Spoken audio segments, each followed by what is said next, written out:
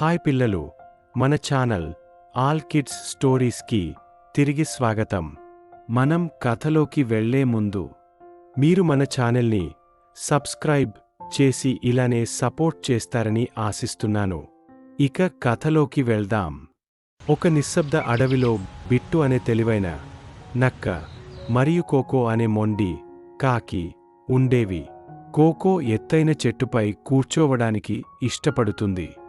ఆమెకు దొరికే అన్ని రకాల రుచికరమైన ఆహారాన్ని తింటుంది.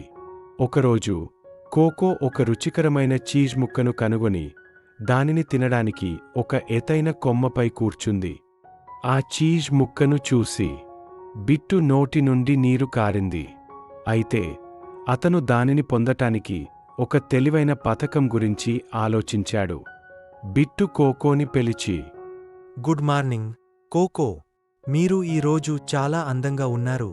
మీ ఈకలు చాలా మెరుస్తూ ఉన్నాయి మరియు మీ కళ్ళు నక్షత్రాల వలె మెరుస్తాయి.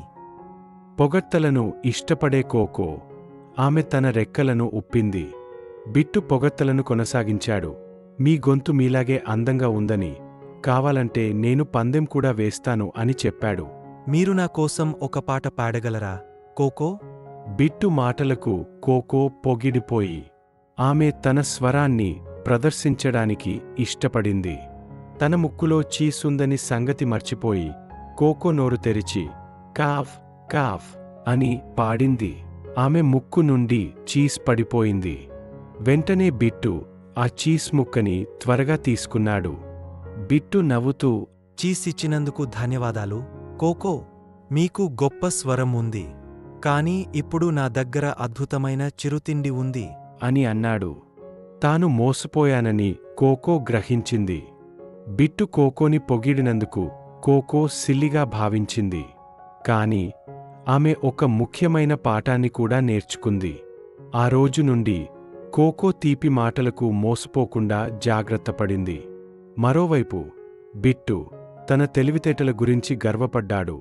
కాని ఎప్పుడూ అత్యాశతో ఉండకూడదని కూడా తెలుసుకుంటాడు. చివరికి బిట్టు మరియు కోకో స్నేహితులు అయ్యారు.